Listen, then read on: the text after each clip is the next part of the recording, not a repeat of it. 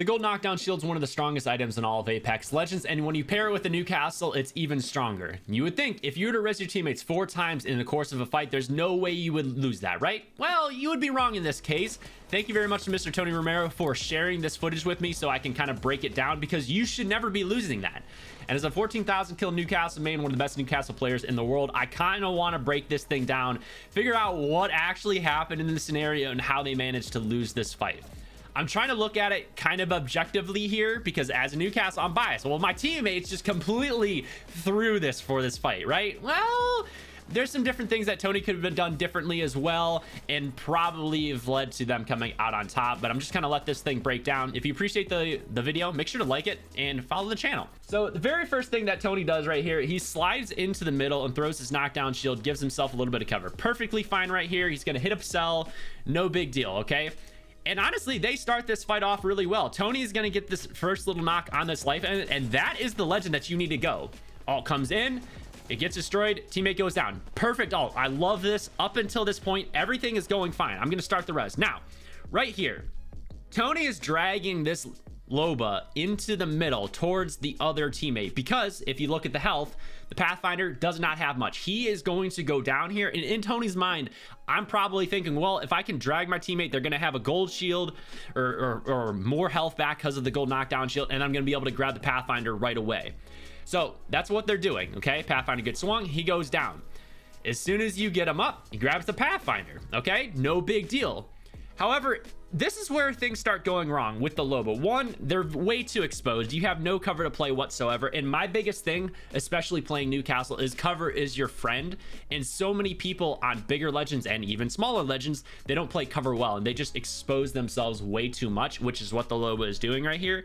And they just go down. Maybe you play a little bit of cover, or better yet, as Tony goes ahead and picks up this Pathfinder, play the knockdown shield, stand behind Tony, stand behind this free shield, and then do the peak damage. And that's kind of what Tony does right here, is he's actually sliding this Pathfinder up towards the fight, and Loba goes down.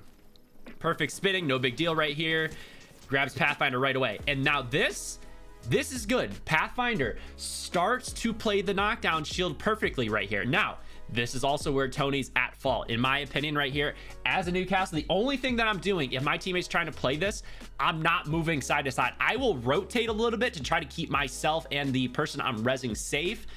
But the constant walking back and forth, you're not really giving your teammate much of a chance to play behind cover, and it's getting a lot of his bullets just completely eaten.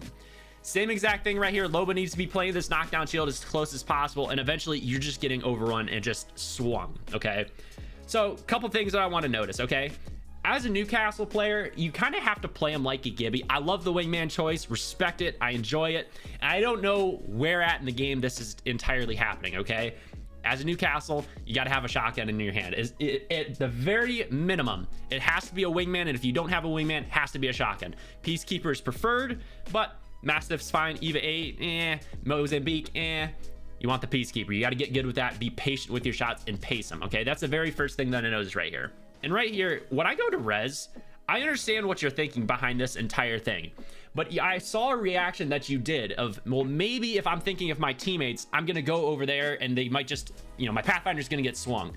If I leave my Loba here, one, she has free cover, okay? You use your ultimate. I love the ultimate play right here, but then it's just completely abandoned. I would have actually left the Loba here, let her get res. She has cover to play right now, and then as your Pathfinder gets swung over here, but what it prevents the teams from doing, right, is as you're rezzing in this corner, they have to make a decision. Do you focus the Loba that's in the corner behind the cover, or do they focus you rezzing? You have a full knockdown at this point, and if they come swing you, that Loba should be getting free back shots on whoever is pushing you, plain and simple.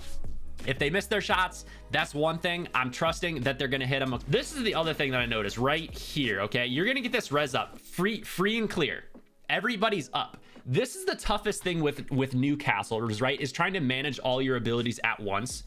Your mobile shield is back, and that is literally your biggest friend. It's makeshift cover at any point that you need. So as soon as you get this Loba up and there's nobody down, and this is why Newcastle's the hardest, like one of the hardest legends to play, is you have to be so quick thinking.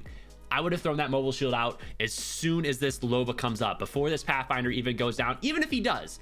Because again, cover is your friend. And being able, I've made so many crazy plays by literally sticking a res and just dipping in and out of my mobile shield. You're not able to get touched. The Pathfinder won't get touched, that you're resing. You're not going to get touched, and your Loba has more cover to play off of, and you're probably going to get more of an advantage because this lifeline is still not up at this point. I think that is one of the bigger mistakes that is being made right here. Because at this point, right, if I'm just looking at it, I would say your knockdown shield probably has less than, I don't know, probably less than 200 HP. It's going to get shot out pretty quickly. It is what it is. And again, this is the biggest thing. Your ultimate is not being used. There's no cover whatsoever. I think what you could have done differently, because I understand the idea. You never want to back yourself into a corner, but that electrified wall is huge. Somebody walks into it, they get stunned. It has like a weird range that you might not necessarily bump into it, but it still stuns the enemies. You got to utilize that as best you can. You die here, it is what it is. It's really unfortunate. I can't say for a fact that you're wrong or your teammates are wrong, because I understand both perspectives. Love the ultimate play, love it, perfectly fine. Would absolutely res and just leave the teammate here to be able to cover this left side and keep the spacing as much as possible. But as soon as this starts happening, okay, and you don't do that, somebody has to take a different angle.